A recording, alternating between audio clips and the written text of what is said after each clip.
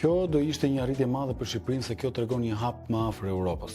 Një gjë tjetër që kam vënë re me brandet në Shqipëri është një case study që u bë para 2 vitesh me Philadelphian. Philadelphia importon 4 herë më shumë se konkurrenti i tyre më i afërt, i cili mund të ketë të njëjtën cilësi ndoshta edhe më të mirë. Po thjesht Philadelphia sepse është Philadelphia, sepse ne kur kemi qenë të vegjël e kemi parë dikur te Italia Uno, ne kanë ngulur në true dhe tani kërkojmë atë, nuk kërkojmë diçka tjetër. Kjo është forca e brandit. Po edhe shqiptarët në një farë mënyrë si është kjo dashuria platonike që na kanë refuzuar gjithmonë, asnjëherë si kemi pasur këtu për t'i bler, gjithmonë kur kemi vajtur jashtë kemi bler në dyqanet e ndryshme në Milano, Paris, në gjithë vendet që vjen shqiptarët. Dhe çfarë ndodh është ky që ne jemi një popull që është i jetur për status. Pra ne po ta shikosh, ne jemi një popull që relativisht është i ri në demokraci dhe në borgjezi dhe në gjithë klasat, si thua, të shoqërisë dhe ka një jetje të madhe për t'u afirmuar. Pra unë ja dola dhe ta shfaqë arritjen e tij. Ta shfaqë arritjen e tij dhe si thua të celebroj vetveten